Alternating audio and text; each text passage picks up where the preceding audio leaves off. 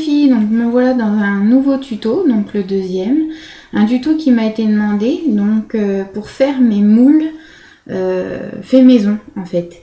Donc je vais vous montrer déjà le matériel. Donc vous aurez besoin de silicone, donc qu'il soit blanc, transparent, peu importe, donc du silicone de salle de bain pour faire les joints de carrelage, voilà, tout simple, il n'y a pas besoin que ce soit de marque ni rien. Donc ensuite de la maïzena, donc de la fécule de maïs, voilà. Vous aurez besoin d'un récipient que vous condamnerez, c'est-à-dire qu'il sera réservé à ça, parce qu'il sera inutilisable après pour l'alimentaire ou quoi que ce soit. Parce que je sais pas si vous voyez bien, mais il y a des résidus dedans de silicone. Donc après il est fichu. Donc une cuillère ou une spatule en bois, quelque chose que vous condamnez aussi pour faire vos moules en silicone, donc fait maison. Et puis une paire de gants. C'est conseillé parce que sinon vous vous en sortirez pas. Ça colle aux doigts, c'est un enfer. Et donc vos créations que vous voulez mouler, en pâte beurre, en plastique, ce que vous voulez. Donc une fois que vous avez rassemblé tout ce matériel, donc on va pouvoir commencer. Donc je vais vous montrer. Alors, donc avant toute chose, vous enfilez vos gants. Parce que sinon, ça va être... C'est un passage assez cracra. Mais après, ça fait des super moules bien souples et qui tiennent longtemps. Alors, donc vous prenez votre récipient. Et donc, vous allez mettre du silicone. Donc, la quantité que vous estimez avoir besoin, parce qu'il faut pas faire plus, parce que comment vous dire, après c'est fichu une fois que c'est séché. Donc au bout de 3-4 heures, une fois que c'est séché, c'est fichu, donc vous pouvez plus rien en faire. Donc vous mettez la quantité voulue de silicone. Donc moi j'ai pas mal de moules à faire là. Voilà, on va dire que c'est assez. Et surtout, si vous prenez comme moi un grand tube, vous le refermez bien hermétiquement et vous le mettez aussi bien dans un sac plastique pour le ranger. Pour surtout pas qu'il sèche, parce que sinon vous allez faire sécher tout votre silicone et vous pourrez plus l'utiliser. Donc ensuite, vous prenez donc votre maïzena et vous mettez à peu près 3 fois le volume que vous avez mis en silicone. Donc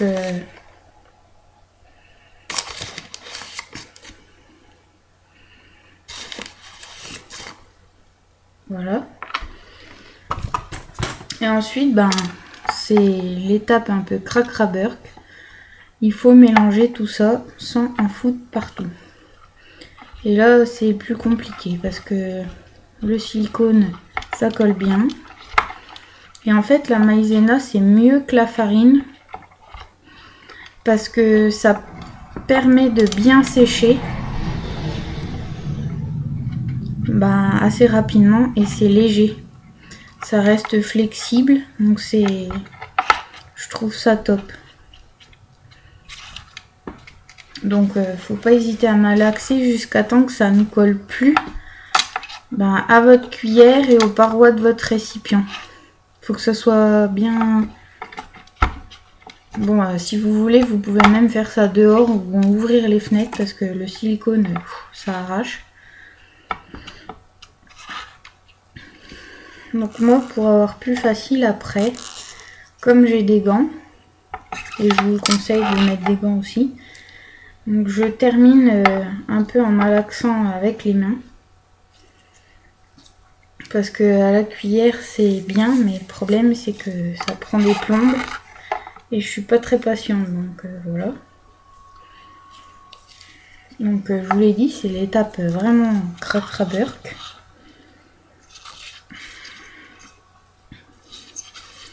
Donc si vous êtes plus patiente que moi, ben, vous faites dans le bol sans vous prendre la tête. Moi je suis pas très patiente, j'aime pas trop touiller pendant des plombs. Donc si vous voulez faire ça sur votre plan de travail, c'est possible, hein. Vous mettez un peu plus de maïzena qu'il ne faudrait. Et ça colle pas en fait avec la maïzena. Ça permet de pas avoir à laver votre plan de travail sans arrêt, quoi. Et n'hésitez pas, si ça vous colle au doigt, n'insistez pas. Vous remettez de la maïzena. Parce que sinon, ça va coller à votre création. Puis vous ne pourrez plus jamais la défaire du moule. Faut que ça ne colle plus du tout pour que votre création ne reste pas collée dedans.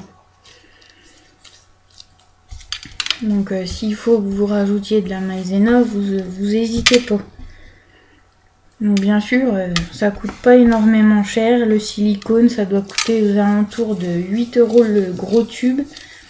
Donc vous avez de quoi faire des moules avec un grand tube comme ça.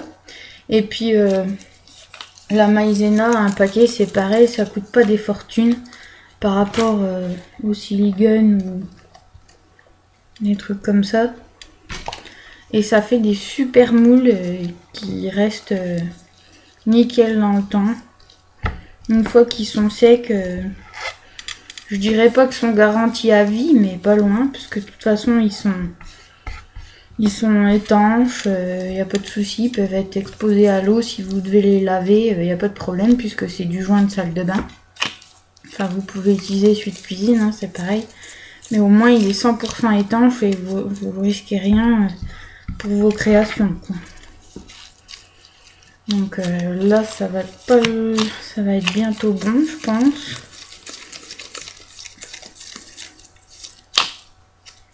Colle encore un petit peu. Donc surtout évitez de faire ça, pardon, je sais pas, sur la nouvelle nappe de votre mère ou quelque chose dans ce bout là, parce que ça va pas le faire, hein. Donc voilà, une fois que ça colle plus trop, ça vous donne une boule de pâte. Donc là, normalement, vous pouvez retirer vos gants et vous touchez. Vous voyez, si ça colle plus, c'est bon. Donc, après, vous n'avez plus qu'à faire vos moules. Donc, vous prenez la quantité que vous avez besoin et vous la roulez pour pas que pour que ça soit bien lisse. Que ça fasse pas un truc bizarre. Donc ensuite, vous prenez ce que vous avez à mouler et vous le pressez dedans, comme ceci, que ça fasse bien un bourrelet autour.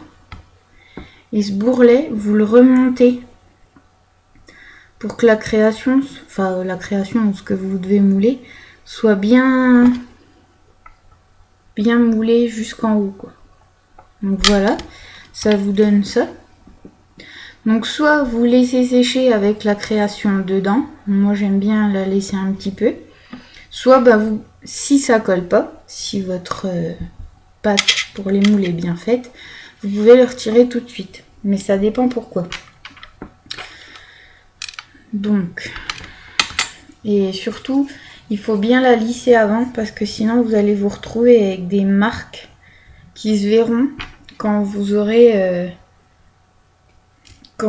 fini, quand le moule sera sec, ça se verra. Donc il faut essayer de bien donner la forme de ce que vous avez à mouler avant, pour pas avoir à trop le manipuler ensuite. Voilà. Donc et c'est bon, ça sèche pas instantanément, quoi. Vous avez le temps de bien le faire comme vous voulez, mais ça sèche rapidement, en 2-3 heures. Votre moule il est comme ceci, je peux vous en montrer un. Il est bien flexible, mais en même temps il est plus remodelable, quoi. Le silicone a séché et ça colle pas, c'est à dire que quand vous mettrez votre pâte Fimo dedans, votre Fimo elle colle pas. Donc là, hop.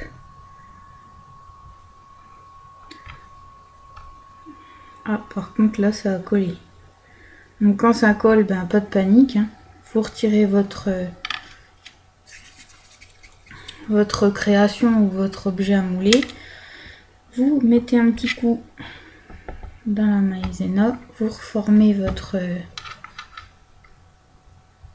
morceau de pâte et puis ensuite ben, vous appuyez et voilà.